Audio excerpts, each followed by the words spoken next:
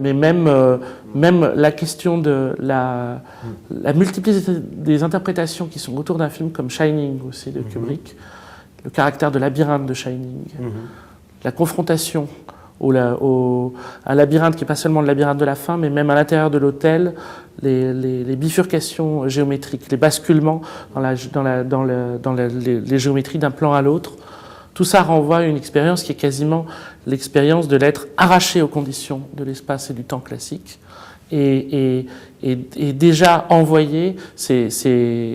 Oui, l'expérience du bardo, mais c'est aussi, en fait, à ce moment-là, toute l'expérience du cinéma et des séries sont là pour compenser l'absence d'une véritable initiation en Occident aujourd'hui.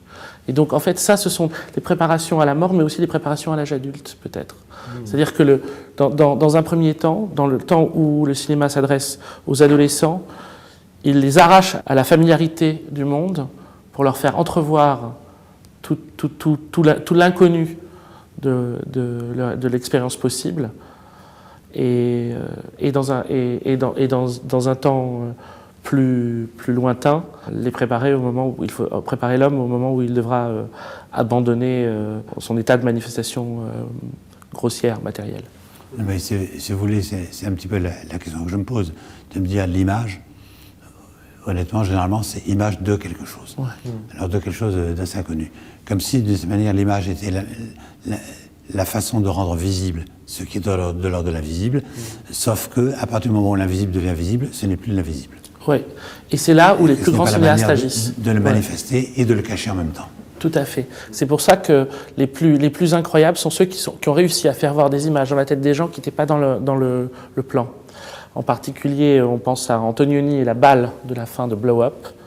Alors là, c'est vraiment pour moi le chef-d'œuvre de ce que ça peut produire, à savoir le moment où on voit ces mimes qui font mine de jouer au tennis avec une balle invisible. La balle part, et là, on suit le chemin de la balle. Le spectateur la voit tomber exactement là où ensuite le personnage va la rechercher. Et donc, on a acquis la capacité de voir aussi les choses qui ne sont pas montrées, mais d'accepter de voir de l'invisible. Et il y a la version la plus folle et la plus forte, c'est celle de Rosemary's Baby. Mais je ne veux pas occuper trop de temps non plus, Stéphane, je veux que tu puisses reparler. Mais... Non, moi, ce que ça m'évoque, ce que vous disiez, là, c'est j'ai discuté avec une amie qui a eu une NDE. Hein, et quand on a une NDE, moi, ça ne m'est pas arrivé, on revoit sa vie, mais comme un film. On revoit le film de sa vie.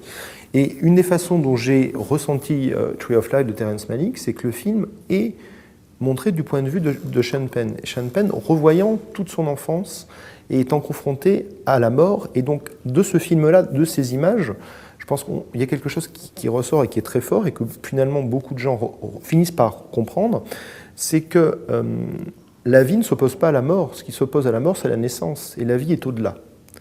Et ça... Très oriental, hein. Oui, très oriental. Non, mais d'accord. Voilà, mais c'est dans un film occidental. Et là, c'est intéressant parce que je pense qu'à un moment donné, on est à une époque où l'Orient et l'Occident, les deux pôles commencent à fusionner, et je crois heureusement, puisqu'en fait, beaucoup de cinéastes, je pense aussi The Fountain de Darren Aronofsky, je crois, je ne sais pas si je prononce bien, qui est un film étonnant sur cet espace de voyage dans le temps, et avec des symboles très forts qui sont le symbole de l'arbre de vie, qu'on va retrouver dans ce film sur la fontaine, et dans le film de Malick. Voilà. Et là, effectivement, ces symboles, le fait de planter un arbre, nous renvoie. Je sais que mon père adorait les arbres, et j'ai compris après pourquoi c'est important de planter des arbres. Voilà. Et sur des choses très basiques comme ça, voilà, dans la vie d'une personne. C'est pour ça qu'Abellio considérait que Hollywood était l'équivalent du Tibet sur le pôle occidental. Ouais. Abellio, dans la structure absolue, repense la totalité des événements planétaires avec ces espèces de pôles Orient et Occident, et place Hollywood comme pointe de l'Occident, comme le Tibet est la pointe de l'Orient. Et il dit qu'on va y retrouver, une même densité du monde invisible. Mais sauf que, évidemment, dans le pôle occidental, le pôle hollywoodien, ça va être mis sur le plan de l'action. C'est-à-dire agir à rendre visible l'invisible, tandis que dans l'autre sens, c'est contempler de telle sorte à pouvoir voir l'invisible à travers le visible. Et je ne sais pas s'il y a fusion des pôles Occident et Orient. Je dirais que l'Occident a enténébré la quasi-totalité du globe à un niveau économique, à un niveau industriel, à un niveau pratique.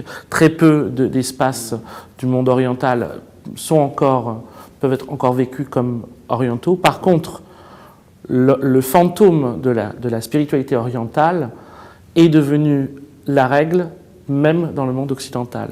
Mais c'est un fantôme, c'est-à-dire qu'il n'est pas forcément actif.